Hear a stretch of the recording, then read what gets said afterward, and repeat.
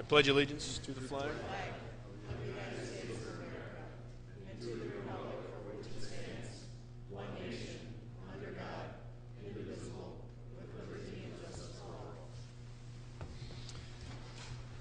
Good evening to everyone. Supervisor, roll call, please. I'm aware that Supervisor Esposito, Haas, Gail Gentz, and Supervisor Gable will not be with us today. Supervisor Grady, I don't see, and Supervisor Grulick again, so is that right?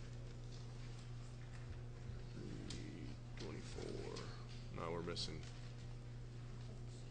we are missing several. PM plus, please, if you haven't pushed your Supervisor Rose. Supervisor Clark. Boy, he's going to have to catch up tonight, it would appear. That should be it, correct? 22 in attendance. Citizen comments. At this point, we'll open the board up to citizen comments. Anyone wishing to address the board, please approach a microphone, state your name and address. You will have 5 minutes to comment. Please speak directly into the microphone if you would. My name is Dan Hunt. I'm from Pleasant Prairie, and I represent Citizens for Responsible Government of Kenosha.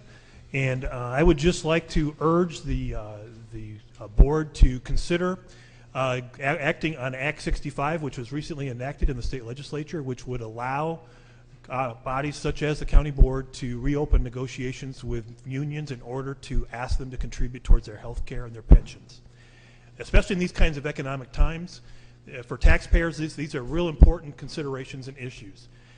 For those of us who work in the private sector, we all know that we contribute either to our 401k and our health care, and this is something that, in my opinion, should be something that should just be a matter of course when it comes to public sector employees as well, that they contribute and participate in their own coverage. And so again, we'd just simply like to urge each of you as supervisors to please consider this. And I think this would be very beneficial for the citizens of Kenosha County.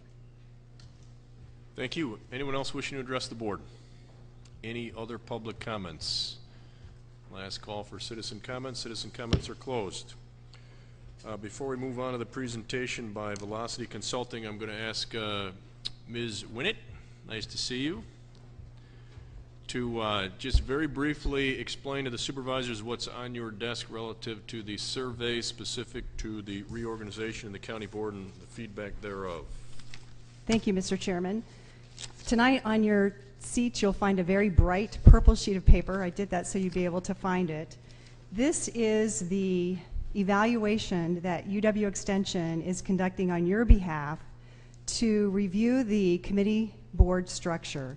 All of you are aware that when the structure was implemented in the spring, it was decided that there would be an evaluation of the process to determine how effective and efficient and any other input as a result of the committee structure being redesigned. So you have two options to take the survey. One of them is the hard copy or the paper copy that I've presented to you tonight with an envelope so that you could complete it, put it in the envelope, mail it back, or bring it back to a county board meeting and hand it to our county clerk. She can always get it to me in interoffice mail. Note that it is two-sided. If you decide to fill out the paper copy, make sure you answer the questions on the back as well.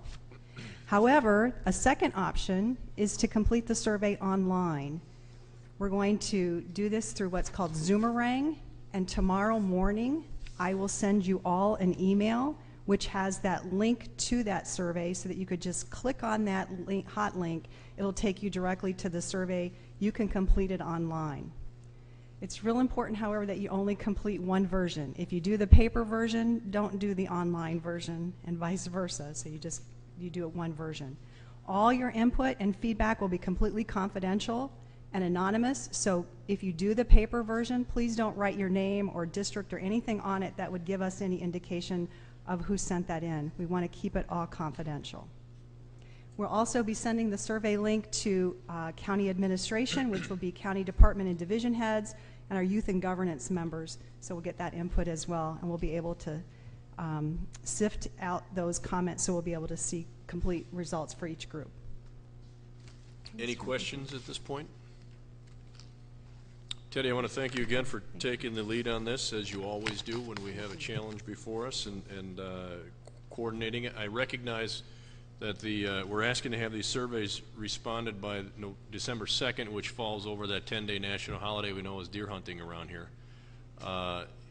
The need to do this is a direct response to the feedback from the board in terms of what the expectations were, what we wanted to see with this restructuring. So I'm going to urge all of you, please take the time as quickly as you can and get this filled out so we can get the information compiled and have it available for review and discussion as quickly as possible the first of the year.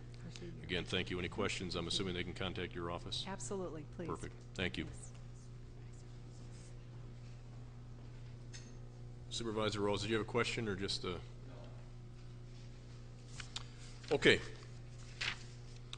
Next item is a presentation of the Kenosha County Golf Study by Velocity Consulting. And before all of you should be the hard copy. If you don't have it with you, it was given to you. I'm not sure who wants to kick this off, ladies and gentlemen, but welcome to all of you from Carthage College. And I trust we will have a presentation with time at the end for questions and answers. Absolutely. We're going to dim the lights. If you see any dozing off, you may want to speed it up or speak louder. I'll leave that decision up to you. Or a little of both. All right. Anyway, yeah, we want to say thank you very much to the county for this opportunity. It's a unique opportunity for our students, and it's one of our first forays into an enterprise venture between government, the university, and business to try to do a more in-depth analysis of things. Velocity Consulting, as far as we know, is the only 100% fully student-run consulting organization in the country. And you'll see tonight the work of 3 students, but you'll actually see the work of what ended up becoming over 20, the 11 most prominent of which are mentioned here. So we've got a whole lot of teams. We've got 3 people to talk you through some of the more highlighted points of the thing. It's 108 pages. We don't want to put you to sleep tonight. So if you could bear with us, we've got Max Grothman that's going to be presenting on finance, Catherine Rogers speaking to us on marketing, and Alex Romanovic speaking to us about the marketing survey work that was done. And again, it's kind of a unique thing for a college to have a full-service organization. We cover everything from the sciences to mathematics to many business subjects and this sort of thing. So without further ado, I think I'll let Max take it away. If you could, hold your questions until the end. We'll be happy to deal with all of those, as you said, but we'd like the students to get their opportunity to present. Thanks.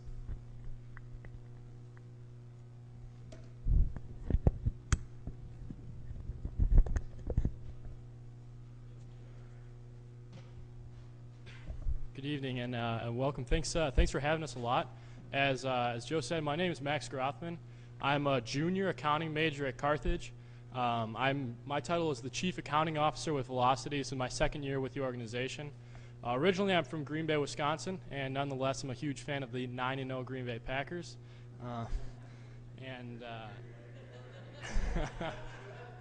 So I put that out there to start. I'm here tonight. I did a lot of work with financials. I had a good team with me, but I'm here entrusted to foray into the works of what we did. So first off, just kind of a note on what we did. We were hired to do marketing as well as financial work. We did work with the numbers that were given to us. These are the numbers reported. Those are the only numbers we had. So just kind of a disclaimer at the front. We were given what we work with, and that's what the project is based on. Some things that we used also in the project was the NGF, the National Golf Foundation. They put out data, which is kind of a national average, which we can use throughout the presentation to kind of show you where the golf courses are in relation to the nation. Also, we were presented with courses in the area, such as other public courses that will produce data, and we prepared those as Wisconsin courses. We chose those because we thought the economic conditions in Wisconsin were similar for the Kenosha courses as well as those. What we're using tonight is 2010 data mainly, but as we have been the 2011 data is very similar, so it's very relevant financial data. Our methods to use it, we use a lot of GIS, the SPSS. The methods we use, we're very professional. We're proud of those. And one note that I have as an accounting major, we use GASB, Government Accounting Standards. And some of these are non-GASB numbers, and I just wanted to make you aware of that as well. So let's get started here. First off, I wanted to bring to your attention just the economic impact of the golf course. It's staggering when you think about it. The economic impact comes from 3 areas: the increased property value, the increase the revenue from the golf course, and the sales generated in the community. And if you're looking through the book, we're on page 29 right now. The first thing that I wanted to bring to your attention is the real estate impact. As you probably are familiar with, if you own a house within a very close proximity to a golf course, your real estate value will be increased. There's really 2 good things that happen because of this. Those homeowners are in tough real estate times. Their property values are held standard and even raised quite a bit. The number that we chose was about 7%. We looked at houses that weren't right next to the golf course. They were extremely similar physically, and we noticed about a 7% increase in property value at these houses. As I mentioned here, we looked at about 200 homes being impacted at pets. For those of you familiar with Brightondale, not really that much of a difference because of the country community, so most of the real estate impact was around Pets Golf Course. And it affects about the first acre, and what we found is about $3.5 million total throughout the 200 homes were increased in property value. And this being assessed and therefore a tax being levied on it created about $67,500 in increased revenue for the county. The next slide here would be the actual physical operations tax. It was about $2.7 million in revenue, revenue being taxed.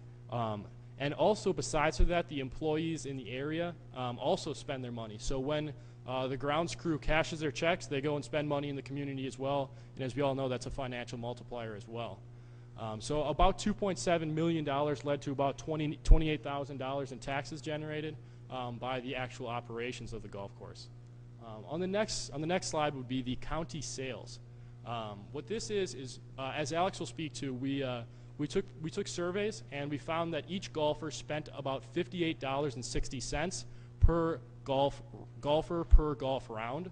So when you go out golfing, you got to fill your car up to get there. You might drive by someplace, stop for shop. You might have some food with your buddies after the round. And so we decided about $58.60, not including lodging.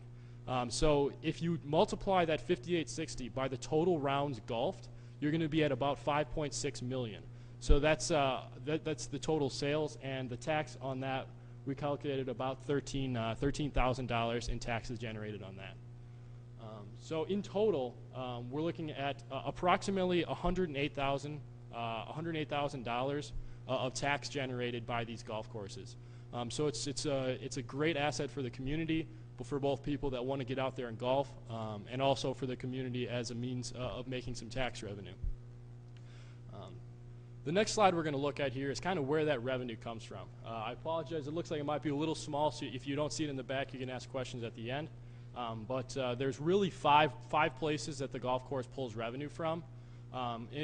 As in addition to the kind of the smaller things that I just talked about outside of golf, just on the golf course, there's greens fees, food, merchandise, and cart revenue, as well as some other things like that.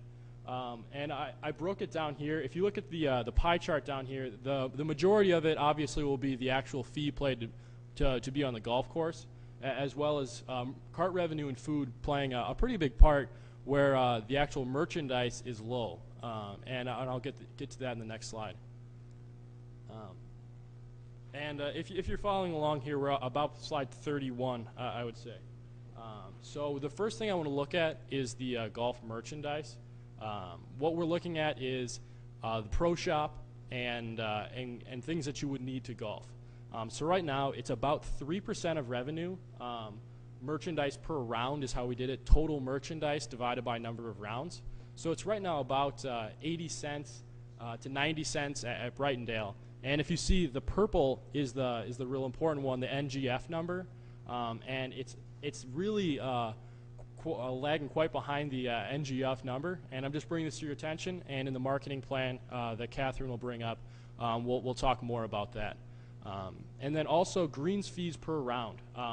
It's pretty close with the national average. Actually, Brightondale will be above the national average, but actually below some of Wanakee and Naga and Moore Downs, which are the other courses in the state of Wisconsin. So we'll talk about that. And I want to bring to your attention here what greens fee revenue per round is. As financial, Catherine will talk about what we're going to do about that. But what the definition of it is would be you're going to take the total amount paid for greens fees divided by round. So the greens fees would be what you pay a weekday rate, $40, $50 or something like that for a round of 18. Also, you take into account the memberships. So if you're paying $1,000 for a membership and playing 100, 200 rounds throughout the year, that's why the numbers are like that if you're familiar with the courses. In addition to that, these were more in line, the cart revenue and the food sold per round. The food sold would be the one I wanted to draw your attention to, being a little bit lower than the national average, and we'll also address that in the marketing portion. This is, when I looked at the financial data at the outset, what I really looked at was course utilization, so the actual economic opportunity of these golf courses. And if you see it, Pets played per hole. Pets has 18 holes. Brightondale has 45. And if you look at the rounds played per hole, so are you going to be able to get on the course? How many people are going to be out there? Pets actually is getting to the point where there's actually an overutilization, and Brightondale would be a stark contrast at a pretty staggering underutilization. So that's, once again, rounds played divided by holes. And then also the maintenance cost per round. Not a lot of courses put this out there for the public. The only course that of the data that we had would be Brown County. And if you saw maintenance cost per round, again the same calculation there. Pets and Brightondale would be a little bit higher than that, a couple maybe 60% higher in that range. And once again, for the if you're following along the book, I'm just going pretty much straight down from 29 to about 40. So this is really what I wanted to draw your attention to the most. This is the actual bottom line of 2010 numbers, Brightondale and Pets. In 2010, Brightondale came in about $380,000 off of revenue with their expenses, which created quite a stark loss for the golf course. A pretty hefty percentage of revenue if you would look at the actual difference. On the contrary, Pets was about a break-even golf course. Pretty common in the industry to be a break-even golf course. So really what we looked at is how can we get Brightondale to be financially feasible and get it so it's not weighing down the community. So this is what I looked at exclusively. So what we did is we tried to figure out, hey, how many holes should Brightondale have? Pets has 18 holes. Brightondale has over twice that many at 45. So we decided how many holes should it have, and we decided 35 or 33.8 is what we calculated. So 35 would be the hole around there. So how we arrived at this, we took actually a couple different approaches, very mathematical, laborious, and intensive, and we did not consider the non-numerical factors. In my research, I know it started in 1972, the course I'll be talking about, and it's been around forever. It's kind of, I know a lot of people have their favorite 9 holes. At my golf course in Green Bay, I have the back 9 at the Woods. I play it all the time. I definitely want to see it gone. So we didn't take non-numerical factors into our calculations. So really what we did in our calculations, we took the labor rate per hole. So there's a specific amount of labor used on the course, and we divided that by the number of holes. So how much should you be paying to maintain a certain amount of holes? And it was about $22,000 per hole. It'd be the national average and industry average. So we kind of took that, and that's how we got the 33.8. And we were thinking of subtracting 9 holes to get the 36 holes would be the closest to that. So what we're proposing involves the Red Pine 9 at Brightondale. It was opened in 1972. It was designed by the same person who designed the White Birch 9 or 18 actually, and this is kind of a reasoning for it. There's a pretty good underutilization at Brightondale, which was displayed in a couple slides before. This slide is actually not in the book for those looking for it right now, and what we were presented with is that the people at this 9 could actually go to the other 18 holes. So it's not like if you want to golf 9 holes, these golfers are going to disappear.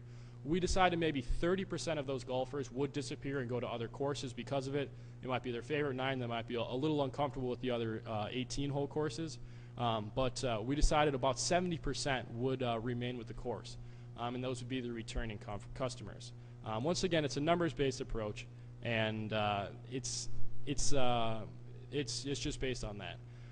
And if you were to say keep this 9, have the numbers on the next page, you'd have to increase the customer usage by about 60%. So a pretty remarkable amount to break even. And this calculation would be here. If you follow along with me, the total Red 9 revenue last year was about $200,000. And to get this contribution margin, it's going to be the contribution margin. If you see over here, was $27,000. So we took in about $200,000 of revenue. To get that number was about $160,000 of expenses to get the old contribution. What that just means is how much do you pay to actually maintain per round and get that. So that's how much it was if you wouldn't take any of the administration into account. But really, that's, if you take administration into account, that's where it's going to be the most unprofitable set of 9 holes in the entire Kenosha County. So if you look at the revenue up here, $200,000, and you took 30% of that revenue out, that's the $60,000 right here. So then you'll have the realizable revenue of the people transferring from the Red Pine 9 to the other courses. So you're still going to have $140,000 of those customers just playing a different 9. So we'll take that number, move it up here to the right, and that'll be realizable revenue. You get rid of the old $27,000. So your net contribution is $112,000 in savings by getting rid of this. We've addressed how to get rid of 9 holes. The Bong Preserve is right next door. Would be definitely a good opportunity to expand that preserve and do it that way. And then some of the key observations here. $100,000 might not sound like too much, but if you take NPV analysis, it's going to amount to about $1 million over 10 years in savings. And that is actually a conservative number that we've looked at. So in conclusion, there will be a lot of time for financial questions afterwards, but that's our proposal. The Brightondale course is, as I showed you a couple slides back, is really kind of an economic burden on the county, and we really wanted to look at the best way to do that, and that's how we felt it was. So I'm going to pass the torch on to Alex next. Thanks for your attention, and Alex is up.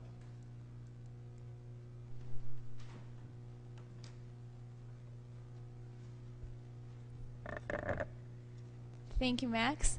As Max stated, my name is Alex Romanovich. I am also a junior at Carthage College. I am the current co-CEO of Velocity Consulting. I am a double major in finance and economics with a minor in Spanish. For this project, I was the leader, and my main focus was the market research aspect, and that is what I will be talking about this evening. So Max just finished talking about more of a numerical-based approach to this project. My project approach was more a golfer opinion-based, and this was conducted using 3 surveys. So the 3 surveys that I did as market research this summer were as follows. The first survey was a general informational survey. What I did was call with a few of my team members. We placed phone calls to both Petrified Springs, Brightondale, and their 13 competitors. This survey allowed us to see where Brightondale and Petrified Springs are in comparison to their competitors, from anything from the price of a hot dog to the serving of alcoholic beverages, if they have membership fees, if so, what are they, and many other questions. My second market research survey was a course utilization survey, and this was done again for the 13 competitors along with Brightondale and Petrified Springs. What this survey told myself and my team members was the utilization of each of these courses. What we were looking for when we made these phone calls was the available tee times in each of these courses so that we could establish the utilization of every single course that we were looking at. And lastly, I did a market research on-site survey at Brightondale and Petrified Springs, and due to the interest of time this evening, I will focus my attention just on that survey. So the market survey that I just explained was a survey done on July 29th through August 1st, and we were able to collect 402 surveys. 201 surveys were collected from Petrified Springs golfers, and 201 surveys were collected from Brightondale golfers. Again, this was done over the course of 4 days. This survey was done after the golfers finished their round of golf, and what this was able to tell us is where they come from, how frequently they golf at that particular course, if they were planning on spending money in the community in terms of getting gas, going out to eat, shopping, etc. So the two courses that we are looking at are Petrified Springs and Brightondale, and even though the courses are only 15 miles apart, they could not be any more different in terms of their customer base. Now, looking specifically on page 58, if you would like to follow along, we are looking at the existing versus new customer base. And even though the courses, I'm sorry, I'm on slide 59. Even though the courses are 15 miles apart, the way they approach their customers and the way they have their new customer and existing customer base is also varied. So as you can see on page 59 in your books, the new customers and the existing customers at Petrified Springs are different, significantly different than those at Brightondale. Brightondale has more of a new customer base than Petrified Springs does.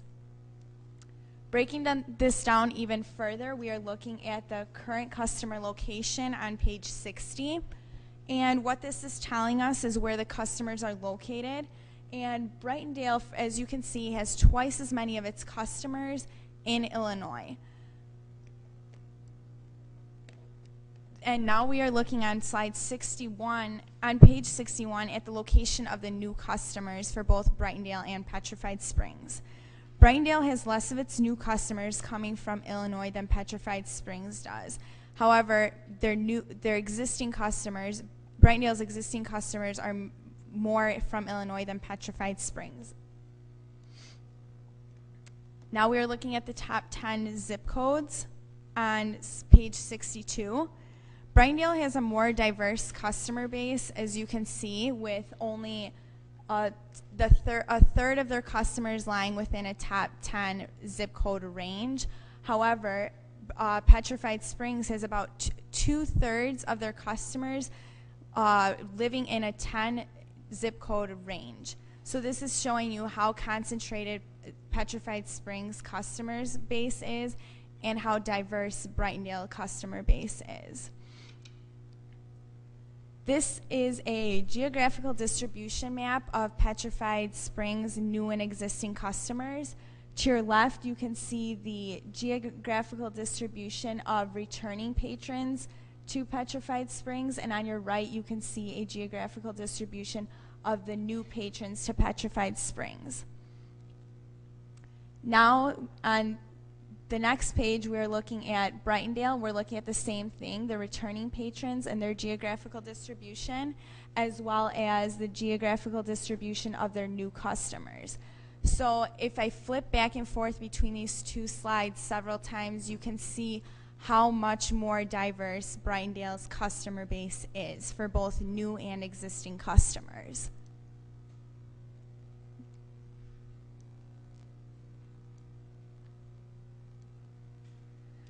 Okay, this slide is showing you the top 10 zip codes and the income generated from the customers in that particular zip code range. Brightondale's customers are bringing in a yearly income of approximately $50,000, whereas Petrified Springs customers are bringing in a yearly income of approximately $45,000, and this is just showing how the customers vary from course to course. Now, the yearly rounds of golf average yearly rounds of golf per customer are very large at Brightondale at 55.9 rounds of golf per customer per year. And Pets is roughly 49 rounds of golf per year. And what this shows is the customer loyalty. Customer loyalty in the sense of average rounds per golf per year per customer are higher at Brightondale than they are at Petrified Springs. The economic impact, as Max touched on during his presentation, is shown on slide 67. The average customer, if you include lodging, spends approximately $67 per round of golf. This comes out to a total revenue impact of $6.4 million. And the pie chart here breaks it down into lodging, shopping, food, and gas. So as you can see, shopping takes up a large percentage of that pie chart. The next slide, page 68, if you'd like to follow along, is showing the dollars spent by customer again. And this is breaking it down even further to specifically Petrified Springs and Brightondale, and then where their customers are coming from. So as you can see, the average dollars spent by state, the Illinois customers are spending more dollars per round than the Wisconsin customers. And breaking it down even further to new and current customers, at Petrified Springs, the new customers are spending more. However, at Brightondale, the current customers are still spending more money per round of golf.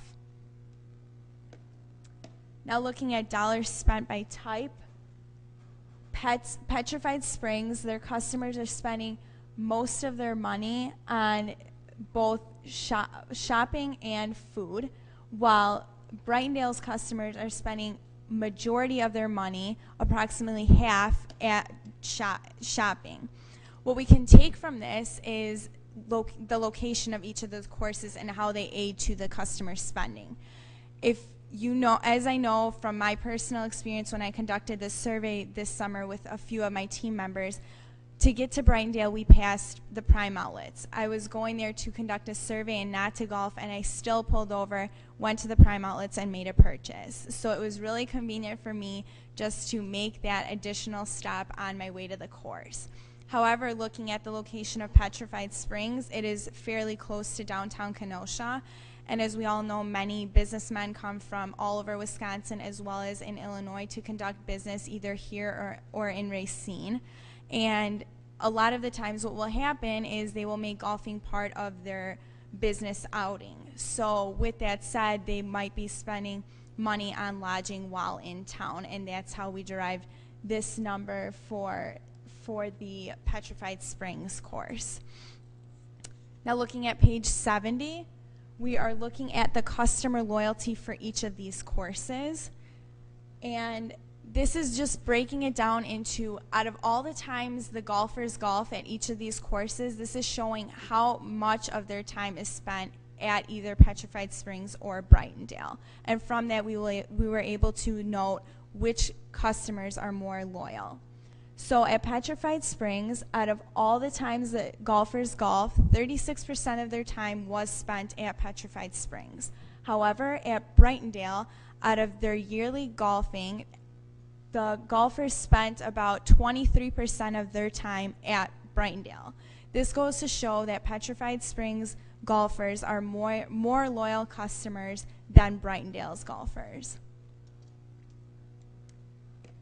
And one of the last questions on the survey that was conducted from July 29th through August 1st was, if the customer could improve one thing, what would they choose? The customers at Petrified Springs chose the pricing as their one thing that they would like to see improved, and the customers at Brightondale had chosen the course conditions. The customers at Petrified Springs are very price sensitive, as you can see, so this was throughout the course of the 4 days, this was something that we noticed that they really wanted to improve from customer to customer. This was something that was often said. However, at Brightondale, they would like the course conditions to be improved, and this was what their main focus was instead of price, like the customers at Petrified Springs had said. Now I would like to pass the torch on to Catherine Rogers, who will discuss the marketing plan for the future and for today.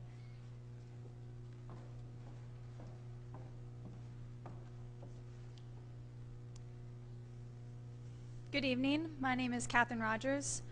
I'm going to be I am a senior this year at Carthage College. I am the founder and co-CEO of Velocity Consulting, and I am a double major in art history and marketing and a double minor in studio art and business management at Carthage.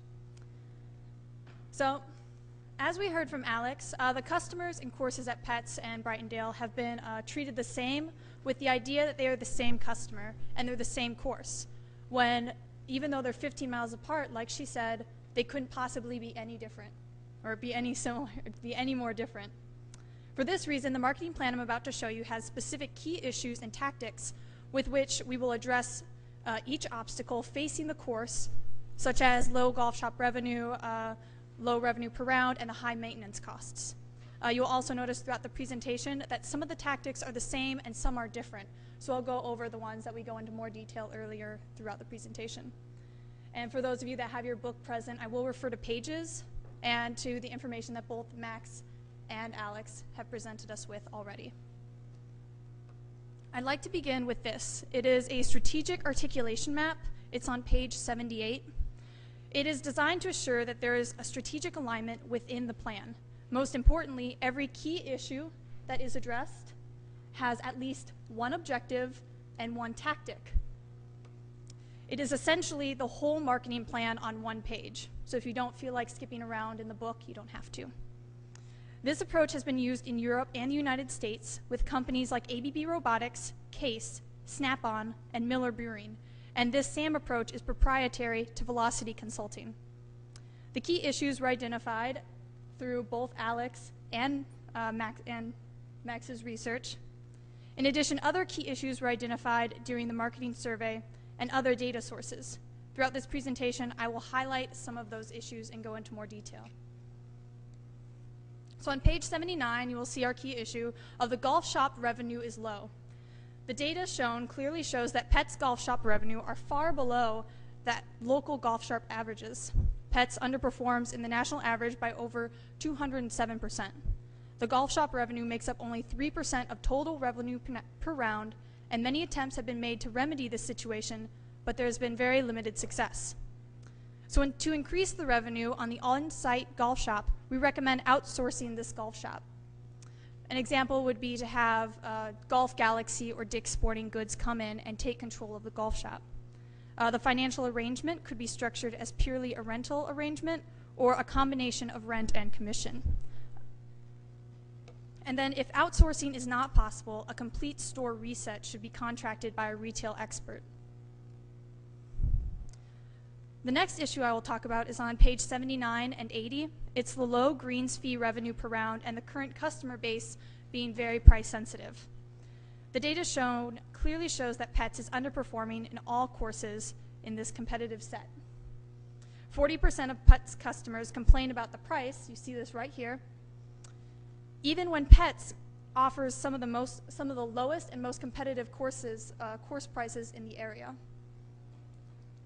The following two factors could be driving the greens fee and the rounds down. The first, it appears that Pets' pricing model of aggressive session pass pricing is driving the greens fee revenue per round down to very low levels. Pets is driven by seasonal golfers who are getting way too much for their money's worth and are taking full-paying golfers off the course. These golfers are golfing hundreds of times on one pass, and Pets loses money on those golfers. They also take up a lot of time and affect the pace of play, a frequent complaint brought up in open response of our marketing survey. The second option is that Pets is located in a high-density urban area where the location encourages repeated or loyal play. The marketing survey that Alex did found that Pets customers are more concentrated and more loyal than Brightondale customers. Clearly, Pets is currently attracting highly price-sensitive customers, and these types of customers have a negative impact on the profitability of the course. So one of our tactics overview is to raise the price of the season pass holders. Yes, we do know that some people will choose not to come then, but we hope to offset this with less price-sensitive customers. We also hope to market pets in higher income zip codes, which I'll go into later in this presentation, and to market pets to a younger customer base. Now, if you turn to page 81, I'll tell you about how the course quality is too high. So let me begin this tactic by saying that we are not suggesting poor course conditions, just that they are too good for the expectations of the customers, and that this particular course can save a lot of money by dialing it down slightly. As we've heard from Max, it's that the quality is so high and their expectations are so low that the optimal would be to have them meet somewhere in the middle. So we want to just dial down slightly the quality of pets, and then the people, they won't really complain that much.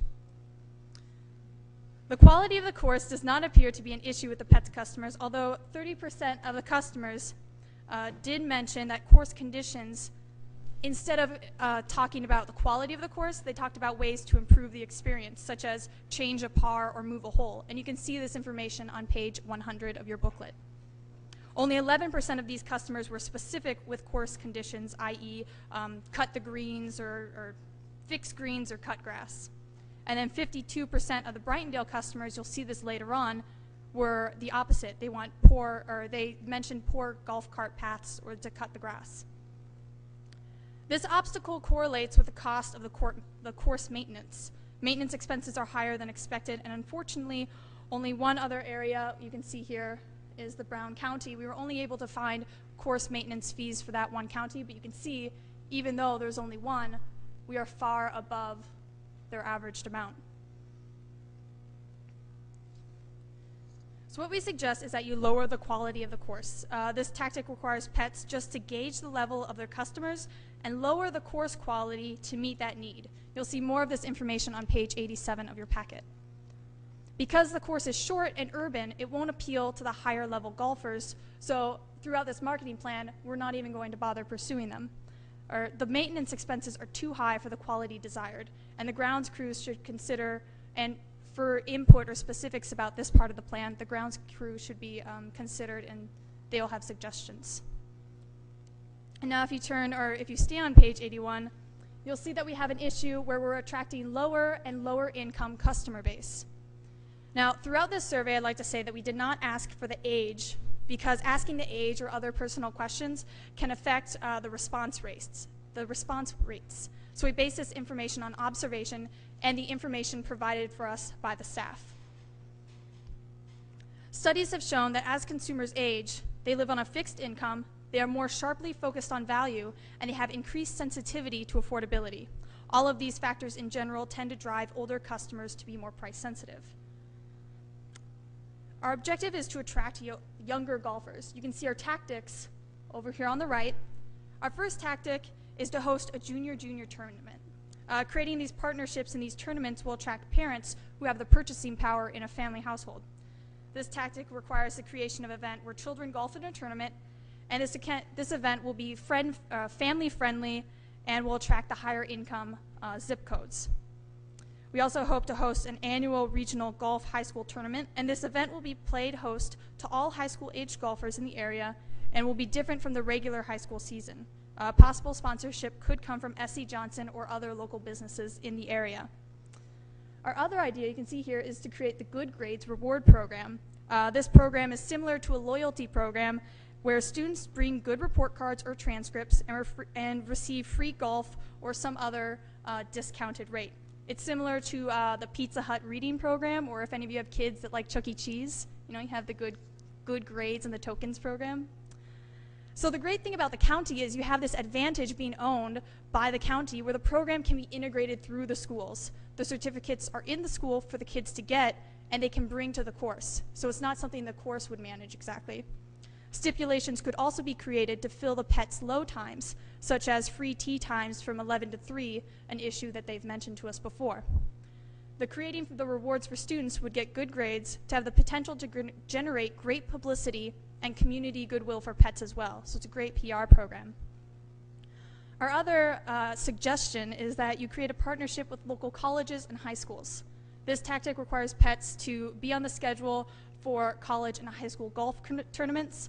Pets should be on the tournament schedule for every college and high school with a golf team in Kenosha or Racine, and pets should be the practice course for at least one college or high school in the area.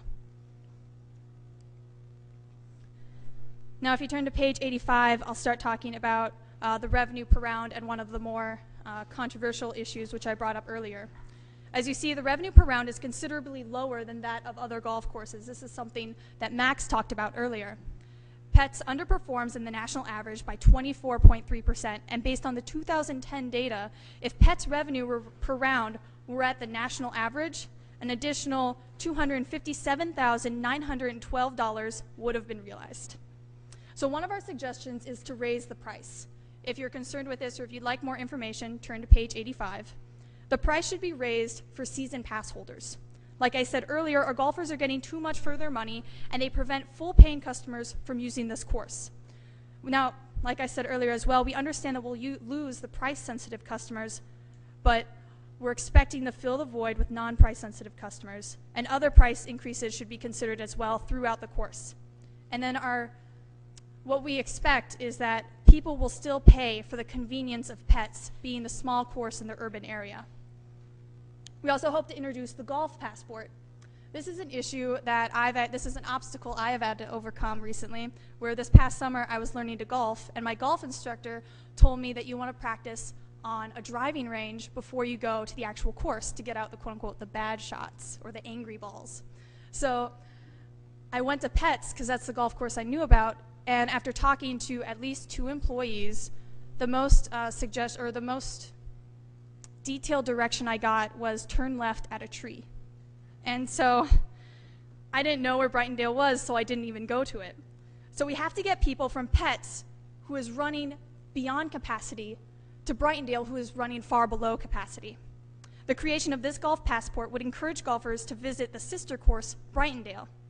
Advertised with the pass could be special events, coupons, loyalty program for non-seasonal pass holders as well. Our other issue is to target the higher income zones. This tactic focuses on marketing endeavors in high income zones. This raises the awareness of Pets to people who have the purchasing power to drive the concessions in the store. Special events like golf lessons, tournaments, and other such things could be advertised in these golf courses. Our other idea is to outsource the concession stand. Similar to what we do with the store, is we'd outsource it to a popular chain such as Applebee's, Chili's, TGI Fridays. The finance arrangement could be structured as rental or rent and commission, just like the store. And one golfer suggested reopening an outdoor grill, and he said that it would actually help him stay longer. We also suggest acquiring a liquor license. It becomes both a social setting, and it will increase both revenue and the margins. And then another suggestion is to add draft beer. The installation of draft beer would fulfill the suggestion that many Pets customers have, and it would increase margins over bottled beer. A major Pets theme in the open response section that Alex actually mentioned includes beer and drink issues. The Pets customer mentions beer more than water, which is the exact opposite of the Brightondale customer.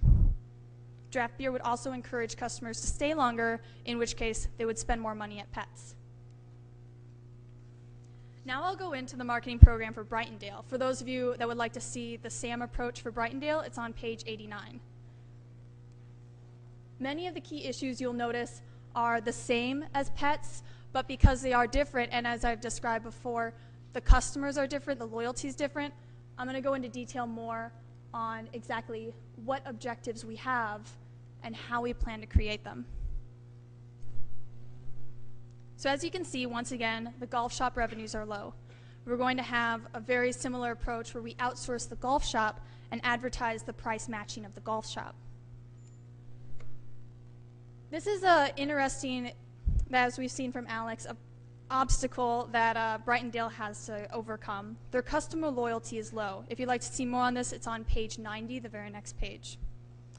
Brightondale customers are not typically returners, and they do not feel a sense of belonging. We have to increase this customer loyalty, capturing a larger share of their wallet, and it would result in a higher economic impact, as the golfers that frequent Brightondale are typically heavy user golfers, heavier than Pets. So we want to create a sense of community for the current customers. One thing that we decided is, just like pets, we'll acquire the liquor license. The lack of liquor license, or the lack of this liquor license currently encourages golfers to seek other locations for their after-round drinking, rather than building a connection with the golfers at the course and the course itself. Although it's hard to quantify, this was mentioned by the staff during the workshops that Alex held, and is related to and there's suggestions through the verbatim section.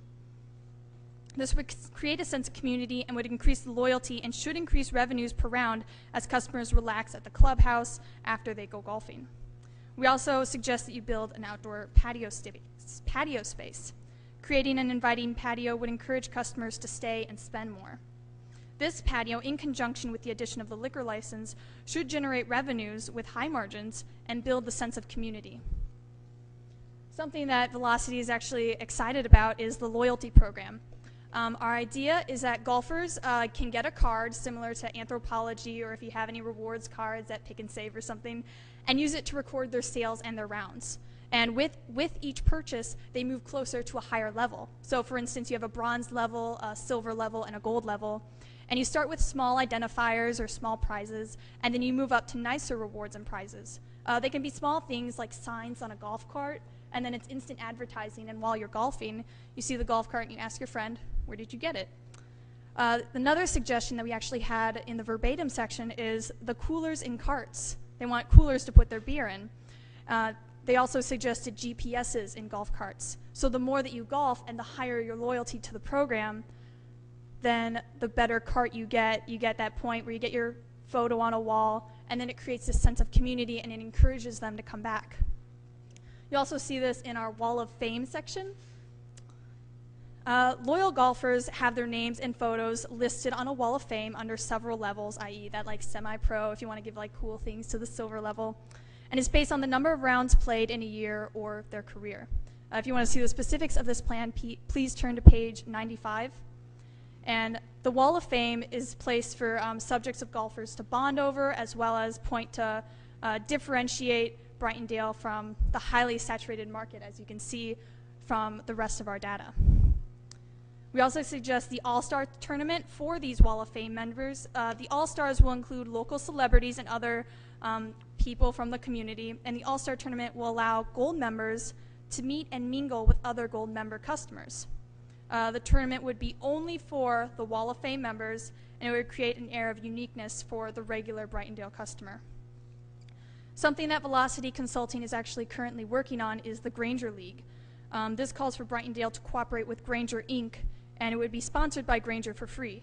In return, Granger salespersons would be asked to promote the league while making their sales calls to local businesses.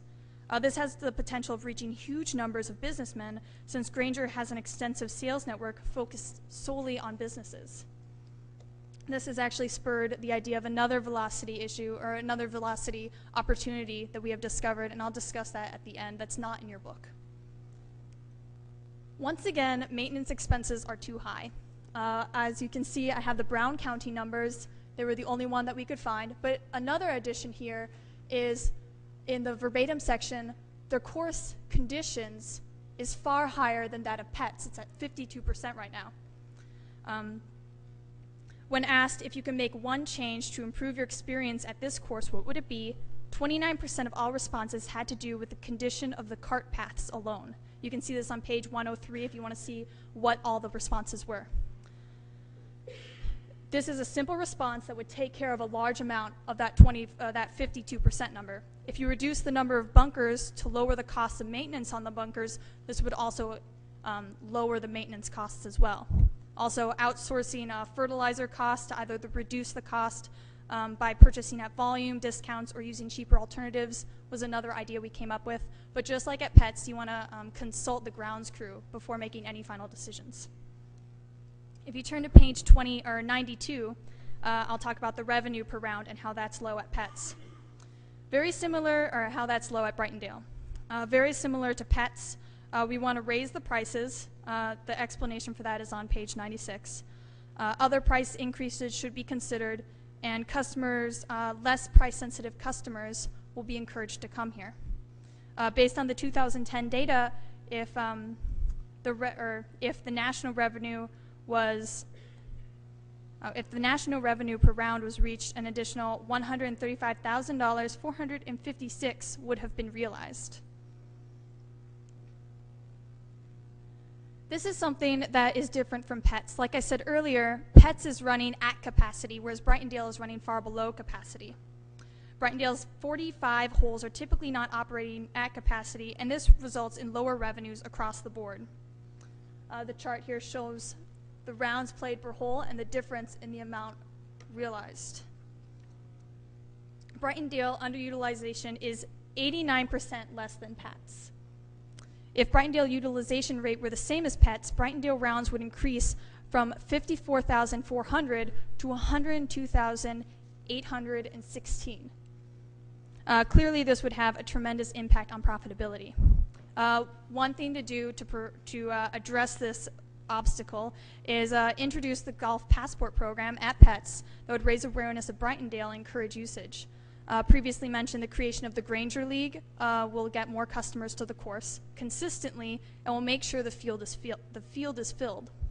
We also hope to promote the permanent tee times. Brightondale needs to fill the course, and the best way to do this is to ensure that the tee times are filled as early as possible. By offering discounted rates per round for booking permanent tee times far in advance, for example, February through March, the course can play more accurately or plan more accurately for the future and the budgeting during the season.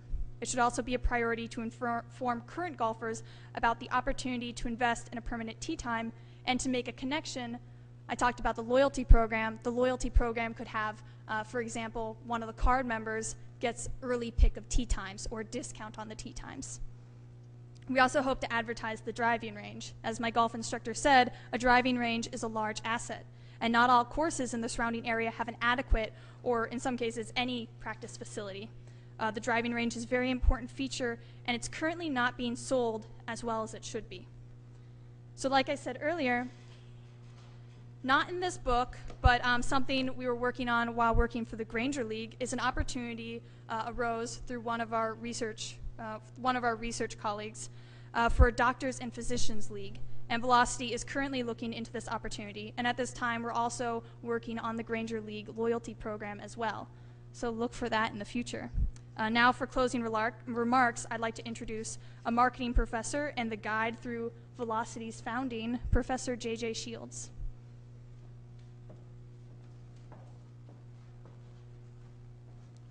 Thanks, Catherine.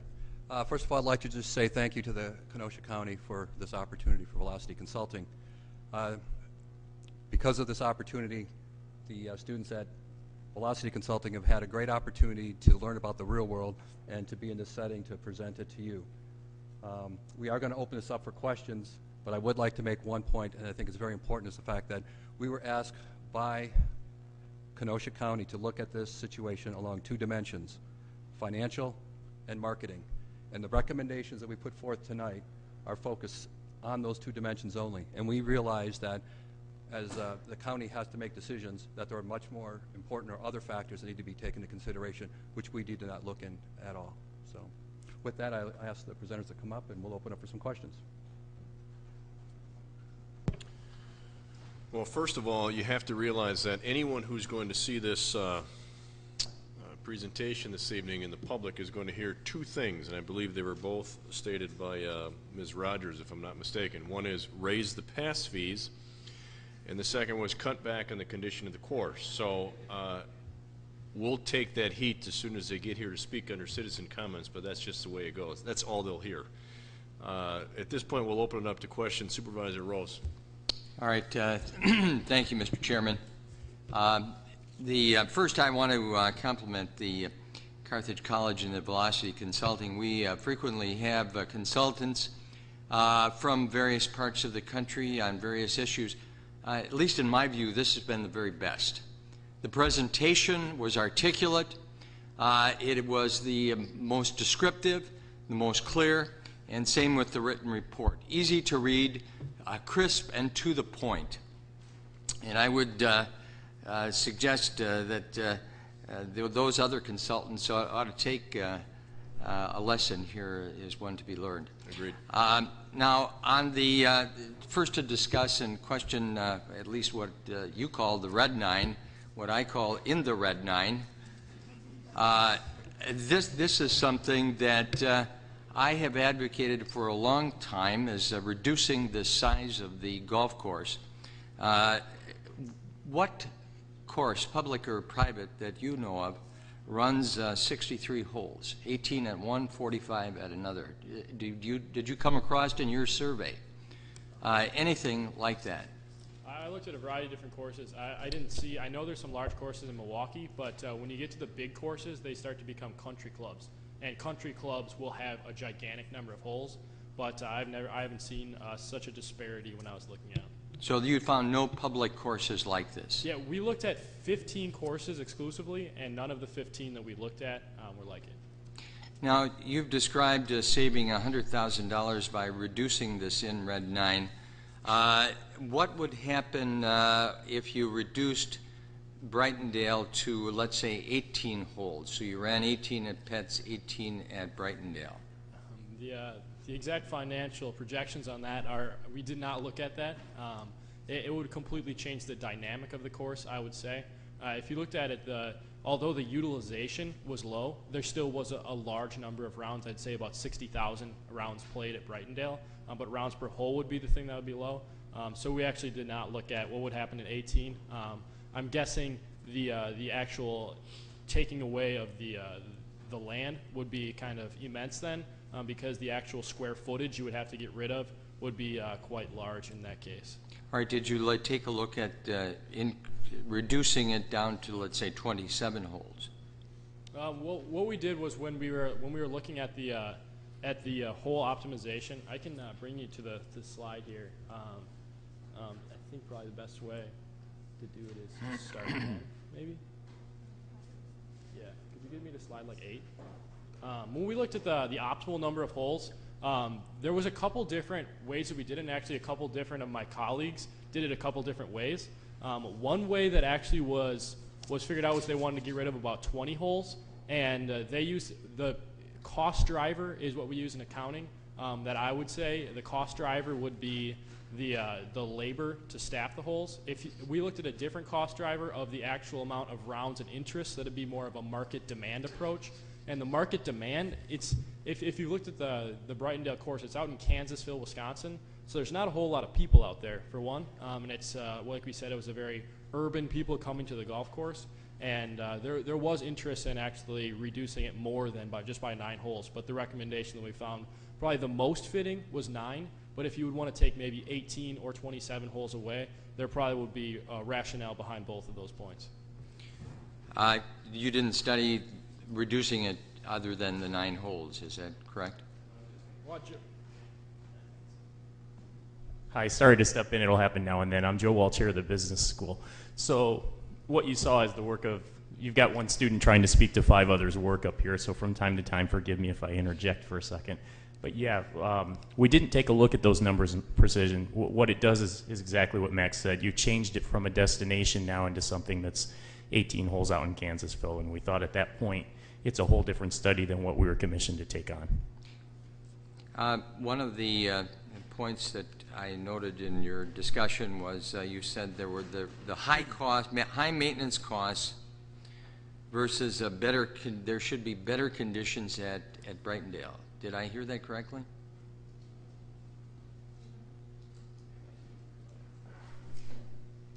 When it comes to Brightondale, I don't have the slide, but I can refer to it in your books. If you look at page 103, you'll see the verbatim issues, and then the one thing that they would want to improve would be cart paths and then landscaping, like trimming back trees. It's not, I guess, grass and grounds fees. It's improving the quality of, it's small things that can be done to improve the quality of the course. Does that answer your question? Well, it just struck me that there was a contradiction between, on the one hand, the maintenance costs are too high, but on the other hand, one of the complaints is we need to have better conditions. one would think that the high cost would involve better conditions, and that would not be one of the complaints. Can you go into a little more depth on why such high costs versus the criticism of better conditions? See, we're of the thinking we've got these great conditions. The feedback here is not so. The conditions that they were talking about is driven mostly by the cart path. If you take the cart path complaints out of that, then the conditions looked, the complaints for conditions look very similar to what we saw at Pets. So it's the number one driver for the course conditions really is the cart pass. Once that's fixed, then we look very similar in profile to what the Pets customers were looking like. All right. Why do you think the maintenance costs are so high? You want to answer that? I don't have that information.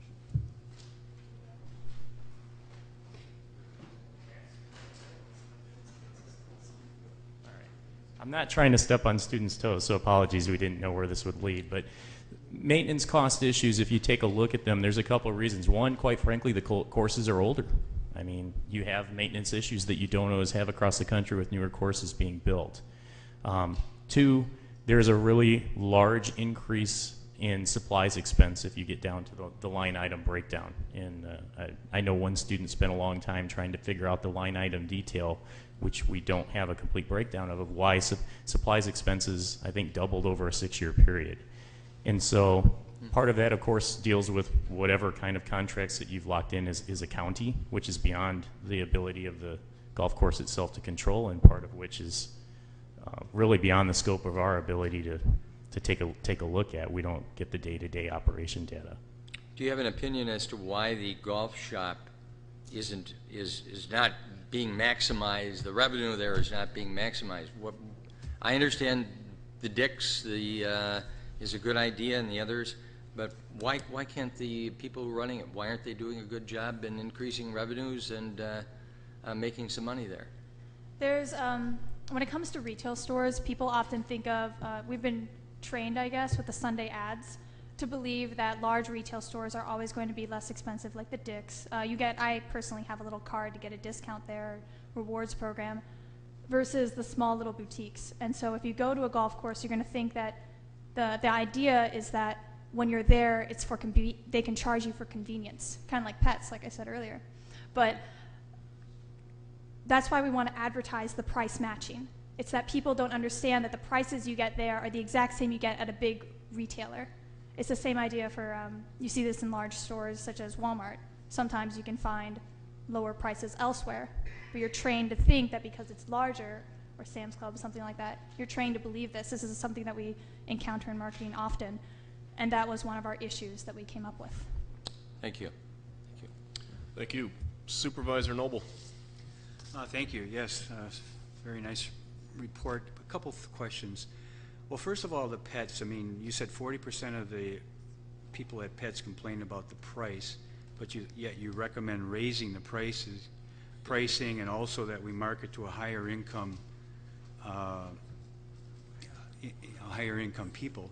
You know, the people that golf at Pets are retirees for the most part, and they actually sort of kind of believe that, you know, they remember the prices at being $8, and when they're complaining about the pricing, it's probably they're reflecting back on what they used to pay. And I mean, we would have a problem selling that. It's almost like we're turning our back on the retired people, that if they feel we owe it to them to keep the prices low. Yes, and we took that into consideration. What we were looking at specifically for this project was just the financial data. When we did the market research study, a lot of our respondents were seasonal members, so our suggestion was to raise the price slightly for the seasonal members. The option could also be to just all around, across the board, raise the prices slightly, but what we're really looking at, and as Catherine mentioned during her presentation, a lot of the seasonal members are getting more than their money's worth from these passes. So we had some people, when they responded to how often do you specifically golf at Pets, a lot of the customers were saying anywhere from 60 to over 100 times a year. And that's, if you think about it, if you're paying for a pass, you're maybe getting from that pass maybe a good 10, 15 rounds, maybe 20. And if these people are golfing 60 to 100 times per year, they're getting way more than their money's worth. So if we slightly raise the price, they're still getting a great rate for the amount of golf that they play per year. Okay. And I probably would agree with that, but I know there's a lot of retirees that would not. But I want to go on to Pat's, or Brightondale. And you talked about the numerical approach. Did you take into consideration the impact that the baby boomers are going to have when they become retired, and they're going to be entering they're going to have a lot of free time and possibly time to do things like golf? And I point that out because 2 weeks ago we had a presentation on nursing homes, and that presentation talked about how there's just going to be an explosion of baby boomers in the nursing home industry. And obviously not every baby boomer is going to be sick. I would say for every unhealthy baby boomer, there's going to be five at least healthy baby boomers. And did you take, well, for starters, did you take that into consideration? It was the numbers analysis that I did. Really looked at more current values right now. If you looked at the numbers actually that I've looked at was kind of over a 5-year period. So the year in that 5-year period was the financial crash of 2007, 2008. And there was a tremendous dip. Golf is a leisure activity. And in that, when you don't have as much disposable income, it was noticeable that the courses didn't perform quite as well. And we mainly looked at the past. That's something also that we looked at for the future. And even with our projections and our recommendation of eliminating the 9 holes, there'll still be more than enough capability to, if there would be a large increase in customers, there's still enough course out there to play. Well, and we're digging up the slide for you because the student's not here that ran this part of the report. It's not on one of the 3 main areas. But inside the report itself, we took a look at the golf industry, and the disturbing trend there is the fact that despite the baby boomers coming up right now, golf is on a pretty large decline for the last couple of years. You've got equipment sales that have dropped 20% in a 3-year period, which is a leading indicator in the sport. It's a leading indicator in most sports of what's going on. And you've got about a 7% decline in the actual golfing community. What's that? No, we've got actual stats on golf growth. But so in that section of the report, which unfortunately I didn't dig up because that student I didn't bring with me, apologies, we're a little concerned about golf, despite the fact the baby boomers are coming. We're a little concerned about, we're hoping that as Kenosha grows, it will offset that, and as people become baby boomers, we can stabilize. But we certainly are not comfortable suggesting there's going to be this great boom coming based on the numbers that are out there at the moment. Okay. Keeping on the topic of the same topic, I guess you can tell I'm not a fan of closing down the 9 holes because, I mean, you said add it to, incorporate the 9 holes because it abuts Bong. I mean, Bong, that would be like hardly noticeable to Bong. It's so big, and I've walked through Bong, and really I don't even know that there's a path that goes near that particular property, but that's off my topic. What I did want to say that did you take, what I would have liked to seen is something that would have done some market research that would capture the new baby boomers that I believe are going to be coming to golf. Offering some suggestions that would would be attractive to that demographic age group. It didn't make it in the report, but you bring up something really interesting. One thing that came up in our discussions a number of times, which is an alternative proposal, is to take what you won't like still, is use that red 9 land, but actually develop see if you could find a developer that's willing to develop a senior living community. If you could develop a high concentration of seniors in the area, you're bound to become self-sustaining. And that would be awesome. We went out and did some research and tried to find a developer that'd be willing to take that on right now, but quite frankly, that doesn't mean we're nearly as well connected as the folks in this room. If you were able to pull something like that off, I think you have a winner. Okay. Somebody mentioned destination course, but to me, if you're a destination course, both courses are lacking something, and that's a driving range. And especially Brightondale, if you want to feature that as a destination course, I think personally it needs a better driving range, and you didn't talk about that. You didn't? Nobody? Yeah, this was, as a golfer, I hit a lot of bad shots, so definitely a driving range is something I utilize a lot.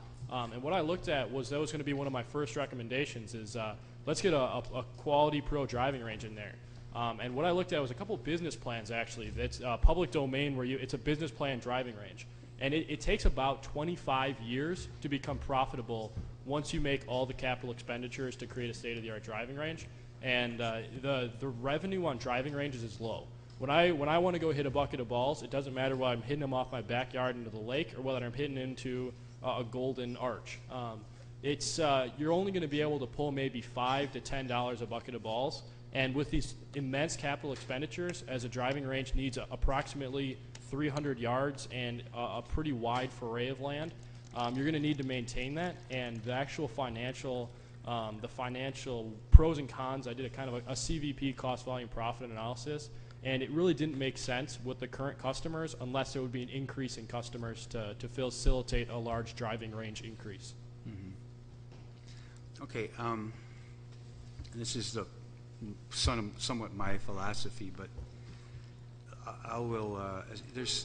we talked about 63 holes, public course, 63 holes. How many public holes of golf are there in, say, Milwaukee County? I would guess triple 63 holes. I mean, I think they've got all kinds of public county-owned golf courses in Milwaukee County. Do you know the number of the holes? No?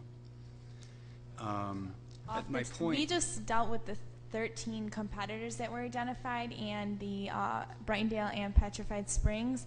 I'm sure you're right. However, just for the sake of this study, we did not branch out of the 13 courses and the 2 specified ones. If we let that go wild, the 9 red holes, what would it cost to bring it back? Say when we get to the level of population that Milwaukee, I mean, someday this is going to be a very heavily populated county just because of where we're located. Yeah, that wasn't something. The cost of development for a course is rather large. If you would take it away, I don't think it would make sense to bring it back at a point. Maybe actually a different course or something like that. But that wasn't really something that we looked at in detail. Supervisor Noble, I believe we have that number, at least I've heard it maybe from Mr. Dreyer. It's about $200,000 to build a golf hole, and if we would disband it, wait 10 years and bring it back, it'd probably be about 80% as long as it was dealt with correctly. What I would be saying incorrectly is if we grade out the features, grade out the bunkers, grade out the greens, and then maintain it as a parkland instead of just letting it go wild, and then bring it back in about 10 years, it would be probably about 80%. So at $200,000 a hole, that would be $1.8 million. At 80% would be about $1.4 million to bring that back. Thank you. Okay, I don't have any questions. Thank you. Supervisor Clark. Thank you, Mr. Chairman. When I first sat in a golf meeting and they used that as a basis to not shut down the Red 9, the basis being that it's going to cost X amount of dollars to bring it back, I almost had a coronary because I think Supervisor Rose made the point. Find me another golf course, a public course, private course, where there's 45 holes together in the United States. You're not going to find it. I'd love to see it. So I don't think that is a real concern. Just getting back to the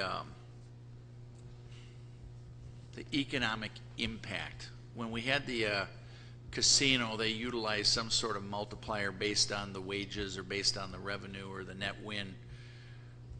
Here, in your study, and I'm just going to make an observation and just ask for your comment, was it $60 or some $50-some per round that you said was being spent? Yes, $58.60. And does that include the fees, or that does not include the greens fees? That does not include, that's shopping, food, and gas. Okay, so it seemed that the bulk of the population, or the bulk of the users, 75%, 70%, were coming perhaps within Racine, Kenosha, Lake County or more. And the question, it almost seems like we're doubling up, because those people that are in Kenosha County are going to do shopping here regardless. They're going to, there may be incremental gas because they're going to drive to the golf course and it takes gas in that shopping. So I'm just, I mean, I can see, I don't know that I buy that high of a number. I mean, I know golfers that go out, they're out there at 5 in the morning. They might go to McDonald's and get a quick Egg McMuffin before they go out to golf, and golf, maybe sit around, have a drink or talk for a while, and then head home and start doing yard work. So any other comments relative to that $60, $50? That's a good point. Like I mentioned in my presentation, the day that I did the surveys, I'm from Kenosha. I was born and raised here. I do shopping every day regardless of whether I go golf, whether I go play soccer, basketball, etc.